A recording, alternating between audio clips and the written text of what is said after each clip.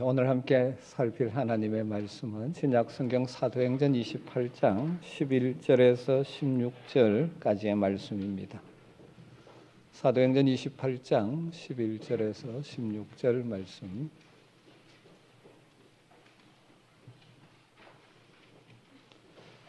말씀을 한 절씩 교독하도록 하겠습니다. 석 달 후에 우리가 그 섬에서 겨울을 난 알렉산드리아 배를 타고 떠나니 그 배의 머리 장식은 디오스쿠로라. 거기서 둘러가서 레기온에 이르러 하루를 지낸 후 남풍이 일어나므로 이튿날 보디올에 이르러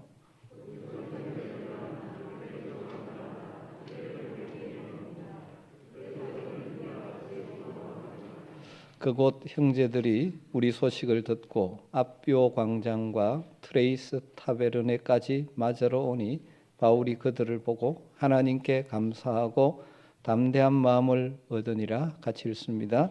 우리가 로마에 들어가니 바울에게는 자기를 지키는 한 군인과 함께 따로 있게 허락하더라. 아멘. 우리 그리스도인들은 하나님의 선하신 섭리를 믿는 자들입니다. 우리를 창조하신 하나님, 그 아들 독생자를 보내 우리를 구속하셔서 우리를 자녀로 부르신 하나님은 저 멀리 계시는 분이 아니라 우리의 삶의 자리에 찾아오시고 우리의 삶을 다스려 주시는 하나님이신 줄 믿습니다. 하나님께서 늘 역사하시지만, 우리의 삶의 자리에 역사하시지만 하나님의 방법은 우리의 순종을 통하여 하나님은 일하신다는 사실을 기억해야 합니다. 그런 섭리하시는 하나님을 믿는 하나님의 백성들에게 필요한 중요한 자세가 무엇이겠습니까? 첫 번째는 어떤 일을 만나도 두려워하지 않는 것입니다. 하나님께서 이 가운데도 역사하시고 선하게 섭리하실 줄 믿는 믿음의 눈으로 환경을 뛰어넘을 수 있는 복이 여러분에게 있게 되기를 주님으로 축복합니다. 그리고 그 주어진 상황에서 우리가 해야 할 일, 하나님이 하기를 원하시는 일을 찾고 행하는 것입니다. 그리고 하나님께서 내 삶에 이렇게 인도하셨다 하는 사실을 깨달아질 때마다 하나님께 감사하고 하나님을 찬양하는 것입니다. 우리는 사도행전의 지금 마지막 장 28장의 말씀을 살피고 있습니다. 사도행전이 역사서이기도 하기 때문에 그런지 사도행전 후반부에서 계속해서 우리에게 보여주는 메시지 가운데 하나는 하나님께서 그 모든 상황 가운데서 때로는 풍랑을 만나고 때로는 이런저런 어려움이 있지만 여전히 승리하고 계신다는 사실입니다. 바울이 오늘 말씀에 보면 드디어 그렇게 꿈꾸고 소망했던 로마, 그리고 하나님 주신 비전을 따라 가서 복음을 전하기를 원했던 로마에 도착하는 내용이 오늘 말씀의 내용입니다. 11절은 이렇게 되어 있습니다. 11절을 보면요, 석 달 후에 우리가 그 섬에서 겨울을 난 알렉산드리아 배를 타고 떠나니 그 배의 머리 장식은 디오스쿠로라. 이렇게 되었다라는 기록 같지만 이 말씀을 곰곰이 묵상해 보면 이 가운데도 하나님의 선한 섭리가 있음을 발견하게 되었습니다. 바울과 그 일행이 승선했던 알렉산드리아 배가 유라굴로라는 광풍을 만나서 열날 동안 지중해를 떠돌아다니다가 도착한 섬이 지난주에 살폈듯이 작은 섬 멜리데, 현재 말타 섬이죠. 그런데 오늘 말씀에 보면 그곳에 석 달을 머물렀다, 그렇게 말합니다. 바울의 일행이 멜리데 섬에 상륙한 것이 아마 초겨울이었던 것 같습니다. 겨울은 지중해가 항해가 힘든 시기, 금지되는 시기입니다. 그래서 겨울이 지나고 봄이 되어서 지중해 항해가 좀 안전해졌을 때 바울의 일행이 그 섬에서 그때까지 석 달을 체류했다는 것이 내용이죠. 여러분, 이 석 달의 기간은 바울에게 어떤 기간이었을 것 같습니까? 아마 그 기간은 바울에게 한편은 안식과 회복의 시간이었을 것입니다. 성경학자들은 이때 바울의 나이를 대충 한 50 정도로 추정을 합니다. 그러나 우리와 다르죠. 그 당시 평균 수명으로 보면 노년기에 접어든 것입니다. 거기에다가 열나흘 동안 극심한 대단한 유라굴로 광풍에 시달리면서 바울의 몸은 지칠 대로 지쳐 있었을 것입니다. 하나님은 바울에게 석 달이라는 안식의 시간을 주신 것이라고 볼 수 있지 않겠습니까? 그것도 그 섬의 후한 대접을 받으면서. 그래서 다시 그 몸을 회복하고 로마로 가게 하시는 선한 섭리가 이 가운데도 있는 것 같지 않습니까? 그리고 더 흥미로운 사실은 석 달이 지난 후에 바울이 떠나려고 할 때 그들이 승선했던 배도 알렉산드리아 배입니다. 바울 일행이 로마로 떠나기 위해서는 새로운 배가 필요했죠. 좌초한 알렉산드리아 배에서 멜리데스에 상륙한 사람의 숫자가 바울을 포함해서 276명이었습니다. 그들이 다 승선하기 위해서는 그 좌초한 알렉산드리아 배와 같은 대형 선박이 필요했습니다. 그런데 놀랍게도 멜리데 섬에는 배가 정박해 있습니다. 그 섬에서 겨울을 난 알렉산드리아 배가 정박해 있었다라고 기록하죠. 그 배 이름이 좌초했던 배와 동일한 알렉산드리아인 것은 이 배 역시 이집트의 곡물을 알렉산드리아로부터 로마로 수송하는 대규모 곡물 수송 선단에 속한 배라는 의미일 것입니다. 사도행전 기록자 누가는 정전에 좌초했던 알렉산드리아 배와 이 배를 구별하기 위해서 이 멜리데섬에 정박해 있는 이 알렉산드리아 배의 특징을 하나 기록해 놓았죠. 그 배의 머리 장식은 디오스쿠로라.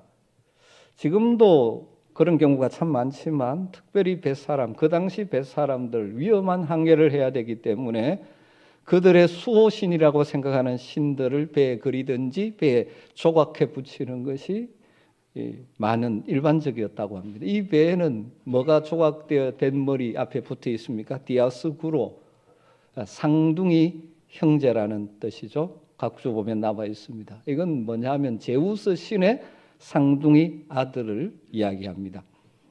그 배는 뱃머리에 제우스의 쌍둥이 아들인 카스토르와 폴리데우케스의 형상을 조각해서 붙여놓은 배였습니다.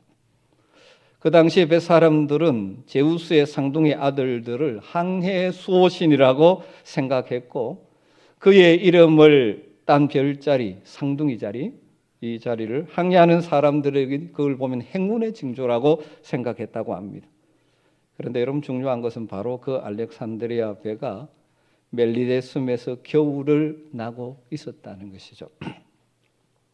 바울 일행이 승선했던 종전의 알렉산드리아 배는 겨울 항해가 어렵다는 것을 가볍게 여기고 무리하게 항해를 나섰다가 바울의 말을 듣지 않고 바울을 통하여 말씀하시는 하나님의 말씀을 듣지 않고 항해에 나섰다가 유라굴라 광풍을 만나서 좌초되었고 그 배에 탔던 사람들은 구사일생 멜리데섬에 상륙했습니다.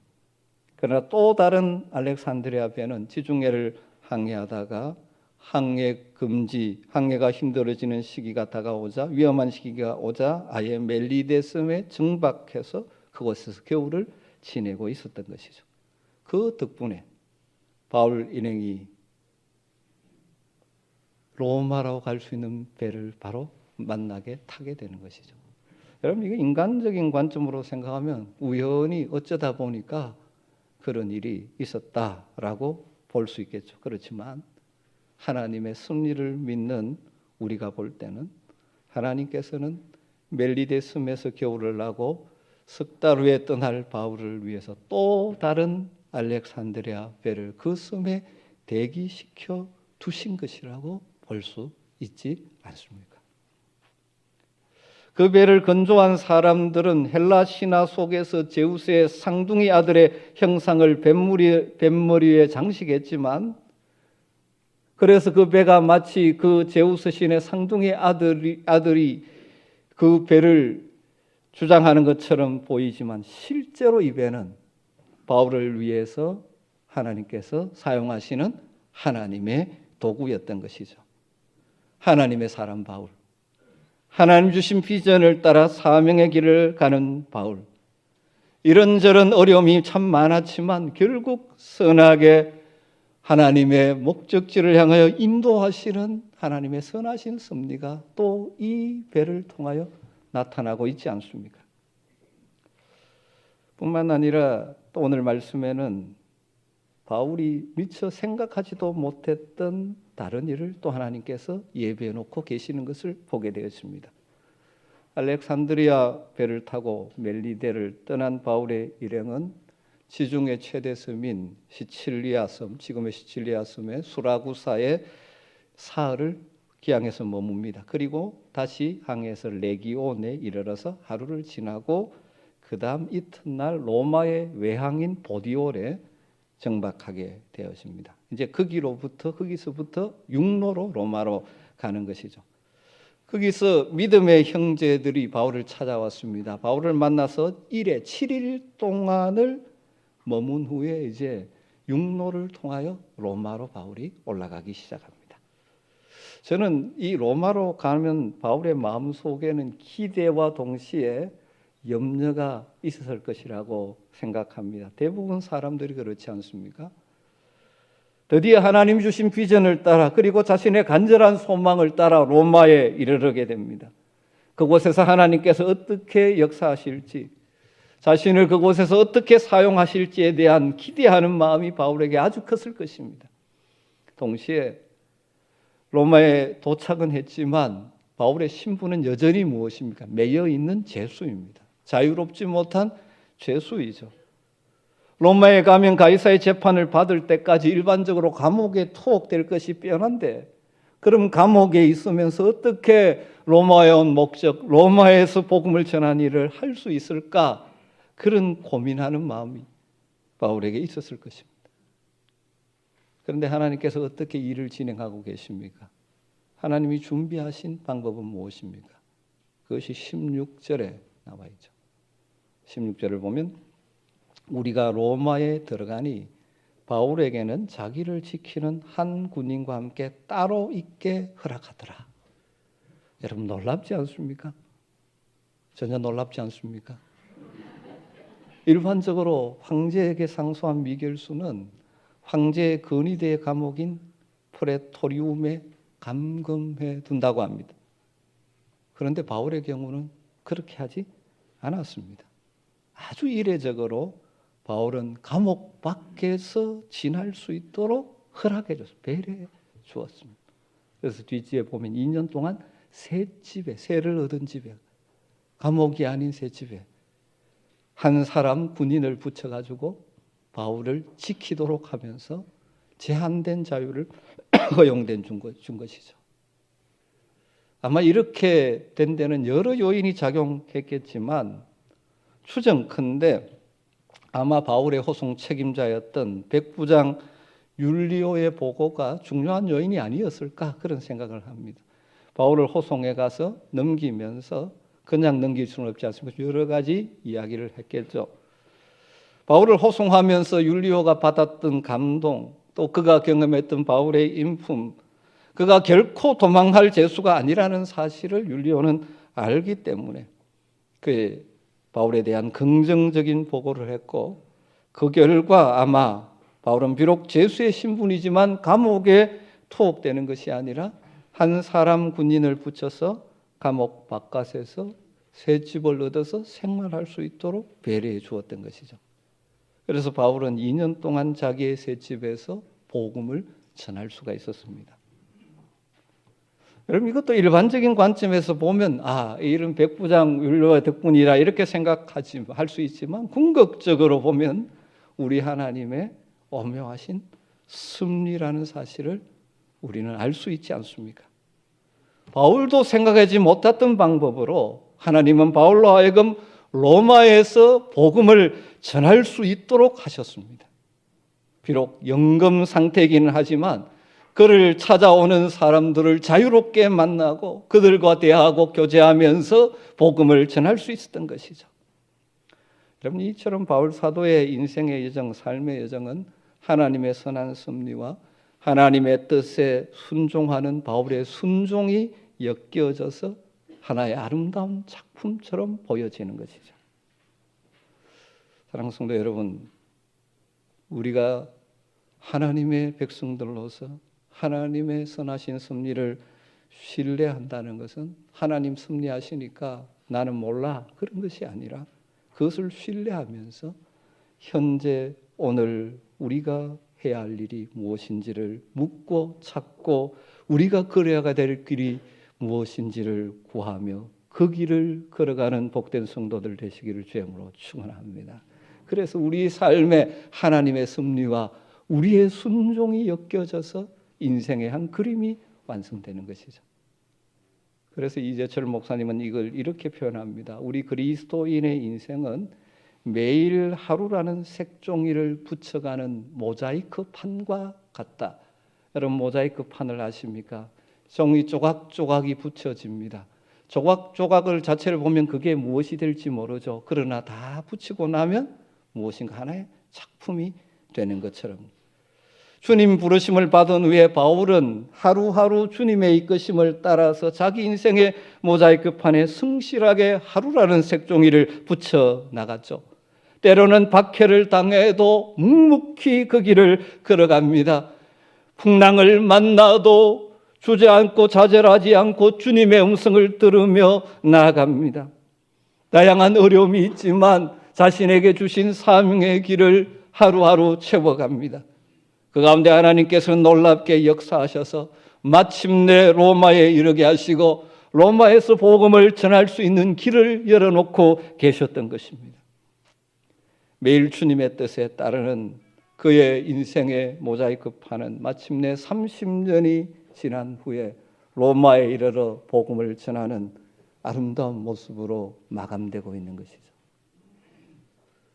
사랑하는 성도 여러분, 우리 하나님은 지금도 살아서 역사하시고 섭리하시는 하나님이십니다.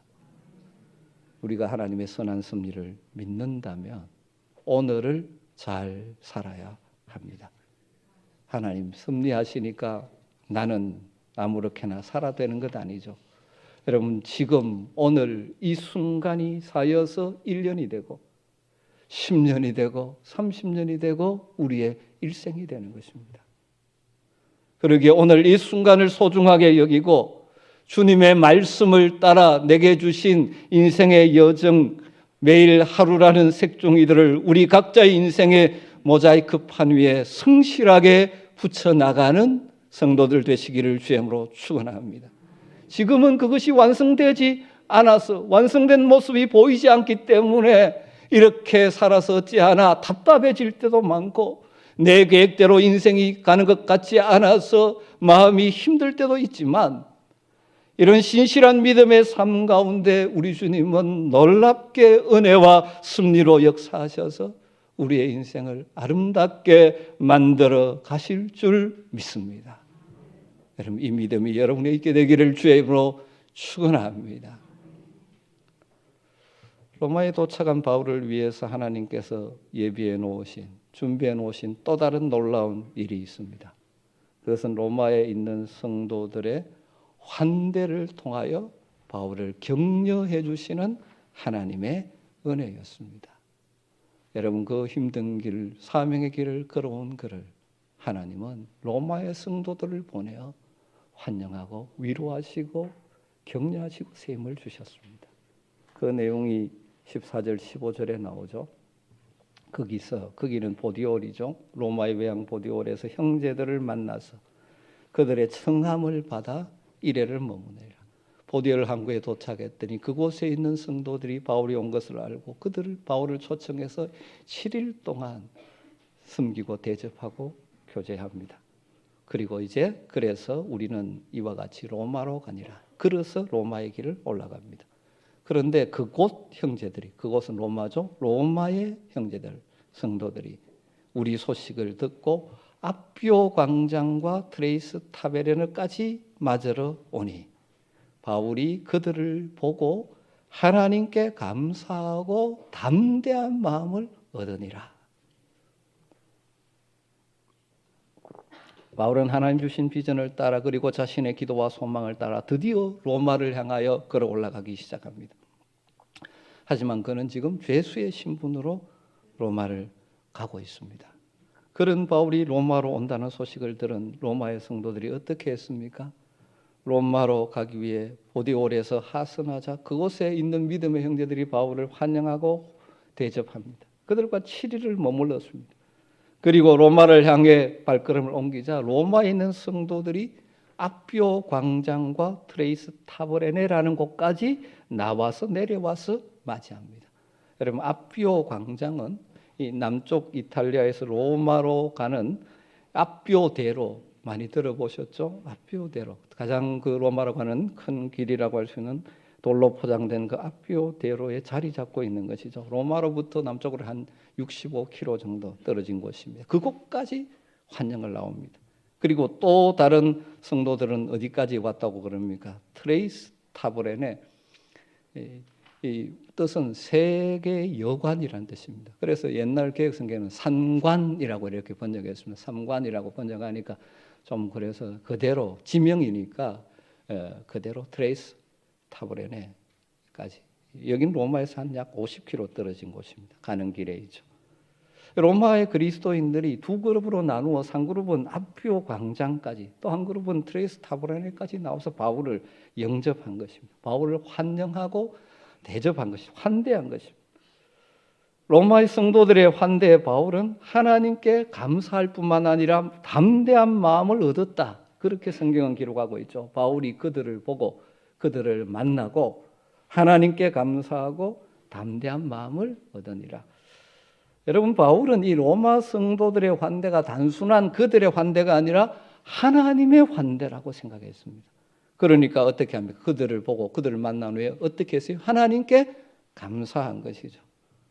그렇습니다. 하나님은 하나님을 위해 또 그의 복음을 위해 힘든 인생의 여정을 걸어 로마로 입성하는 바울을, 로마에 있는 성도들을 아피오 광장과 트레이스 타브레네까지 보내어서 두 손 들어 환영하고 계시는 것이죠. 눈에는 성도들의 환대지만 바울은 그것이 하나님이 보내신 환대라고 보는 것이죠. 그래서 하나님께 감사하는 것입니다. 여러분, 이 장면을 한번 상상해 보시면 좋을 것 같습니다. 바울이 로마의 그리스도인들과 함께 아피오의 대로를 걸어가는 장면을 한번 상상해 보십시오. 이 아피오 대로는 보통 로마의 개선 장군들이 들어올 때, 전쟁에 승리하고 들어올 때 로마 시민들이 나와서 환영하는, 그래서 그 개선 행진이 이루어지는 도로로 유명한 도로죠. 옛날 영화를 보면 올 때 확 사람들이 환영하죠. 이 아피오 대로에서 이루어지는 일입니다. 그런데 그 아피오 대로를 지금 바울은 백부장과 그의 부하들 사이에서 미결수로 지금 호송을 당하고 있습니다. 비록 로마의 그리스도인들이 그와 함께하고 있기는 하지만 아피오 대로를 걸어가는 바울의 이 걸음 일행은 로마인들이 보기에는 아주 초라한 모습일지 모릅니다. 그러나 여러분, 바울을 부르신 하나님이 볼 때는 그는 틀림없는 개선 장군입니다. 자신이 싸워야 될 싸움, 자신이 달려갈 길 다 달리고 복음 전거의 사명을 잘 감당한 바울, 그리고 마지막 로마에까지 복음을 전하기 위해서 올라오는 이 바울의 걸음은 하나님 나라의 관점에서 보면 개선 장군의 행렬 이상이었을 것입니다. 로마로 입성하는 바울을 격려하기 위해서 하나님의 도구로 쓰임받은 이 로마의 그리스도의 모습, 그럼 이것은 이 시대를 살아가는 우리 성도들, 우리들에게 또 하나의 큰 도전을 주는 모습이라고 생각합니다. 하나님이 주신 비전을 따라 수많은 난관과 어려움을 뚫고 로마를 향해 걸어가는 바울의 마음 한편에는 두려움이 있었을 것입니다. 왜냐하면 죄수의 신분으로 가기에, 또 거기에서 마주하게 될 바울에게 호의적이 않은 일들이 많을 것을 알고 있기 때문입니다.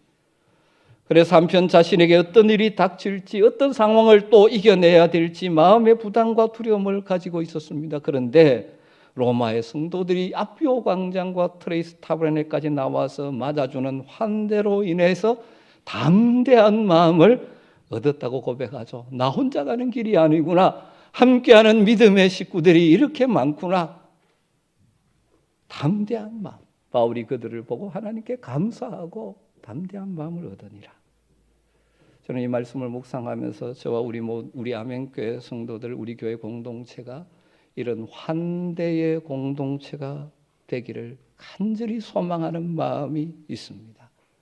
주일마다 우리가 모일 때 서로에게 이런 환대가 있었으면 참 좋겠습니다. 여러분, 이 세상 살아가면서, 믿음으로 살아가면서 힘들고 지치고 어려울 때가 많지 않습니까? 인생이 내 계획대로 풀려지지 않음으로 인하여 답답할 때 많지 않습니까?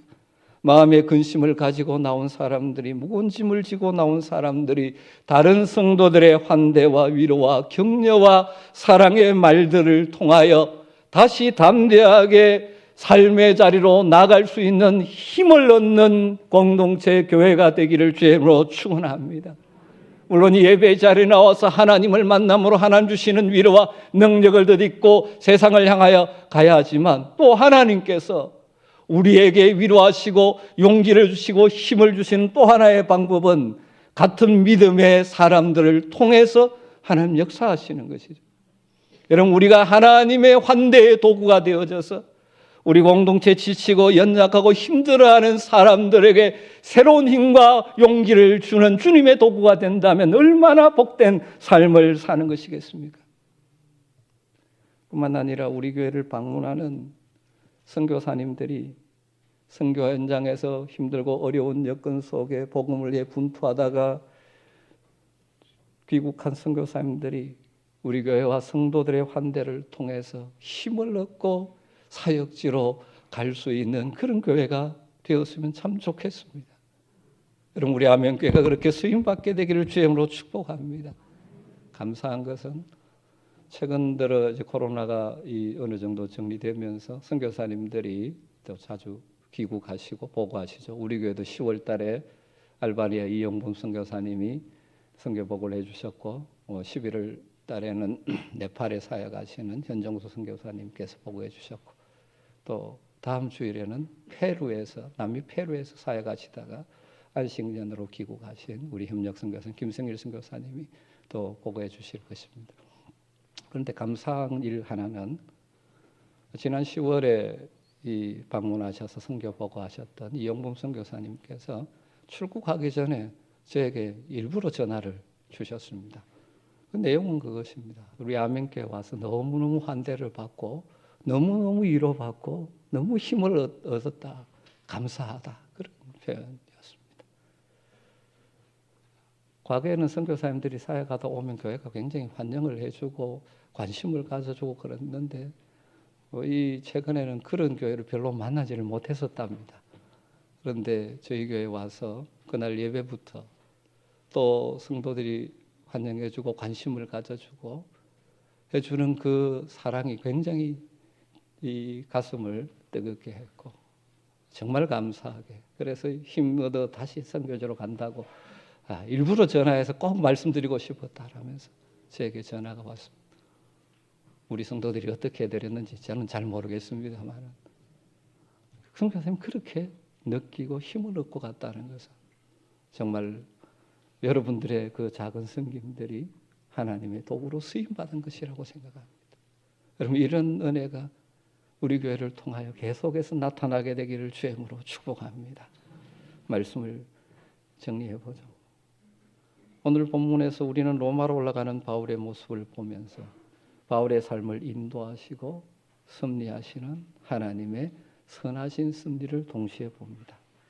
바울을 석 달 동안 지친 몸을 쉬게 해주셨던 하나님, 바울을 위해서 또 다른 알렉산드리아 배를 멜리데에 예비해 놓으신 하나님, 로마에서 복음을 전할 수 있도록 감옥이 아니라 새 집에 머물도록 역사하셨던 하나님, 그리고 로마의 성도들이 아피오 광장과 트레이스 타베르네까지 로마 성도들을 보내셔서 바울을 환대하게 하심으로 바울의 마음에 담대함을 가지게 하신 하나님, 그리고 그런 일에 그 하나님의 일에 쓰임받은 로마의 성도들.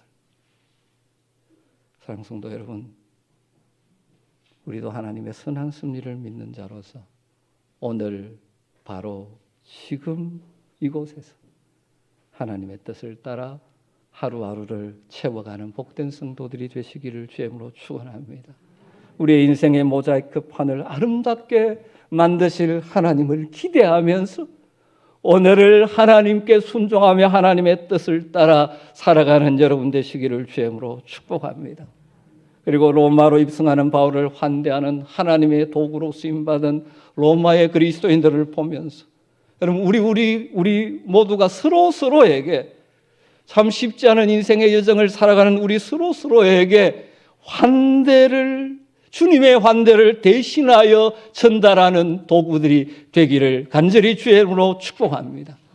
참 쉽지 않은 시대를 살아가고 있지 않습니까? 상처받고 때로는 믿음으로 걸으면서 지치고 또 인생이 계획대로 되지 않음으로 인한 무거운 어깨를 가지고 하나님 앞에 나온 우리 믿음의 가족들, 그들을 향한 주님의 환대의 도구가 되어서 우리의 작은 말들, 우리의 작은 사랑의 숨김이 그들이 다시 하나님께 감사하고 믿음의 담대함을 가지고 삶의 자리로 나아가게 되는 복된 역사가 있다면 얼마나 좋겠습니까? 우리의 따뜻한 말 한마디가, 우리의 관심이, 우리가 대접하는 작은 식사 한 끼가 차 한 잔을 앞에 놓고 마주 앉아 그 성도의 형편과 처지를, 아픔을 경청해 주는 우리의 사랑의 마음들, 이런 것들을 통하여 다른 성도들이 하나님께 감사하고 담대함을 얻게 되는 주님의 도구가 된다면 얼마나 좋겠습니까? 이런 주님의 복된 도구로 서로에게 힘이 되고 서로를 회복시키는 축복의 통로로 쓰임받게 되기를 주의 이름으로 축원합니다. 교회적으로도 정말 주님을 위하여 일하던 자들이 우리 교회를 통하여 위로 얻고 세임을 얻고 다시금 나갈 수 있는 통로가 되었으면 참 좋겠습니다. 서로 환대해 줌으로, 관심 가져 줌으로, 작은 사랑을 베품으로 우리도 힘을 얻고 서로에게 힘을 주는 환대 공동체를 함께 만들어 가십시다. 기도하겠습니다. 하나님 감사합니다. 오늘도 말씀을 통하여 하나님의 선한 섭리를 바라봅니다. 참 쉽지 않은 인생의 여정이지만 여전히 살아 역사하시는 하나님, 나의 하나님, 우리의 하나님임을 바라봄으로 현재 상황에 낙심하지 않고 두려워하지 않고 최선을 다해 하나님의 뜻을 이루어가는 귀한 성도들 되게 하시고 주님께 받은 그 사랑으로 서로를 환대함으로 서로에게 위로와 힘과 참 지치고 힘든 이 세상 가운데 다시 담대하게 삶의 자리로 나갈 수 있는 은혜를 함께 누리게 하여 주시옵소서. 예수님의 이름으로 기도드리옵나이다. 아멘.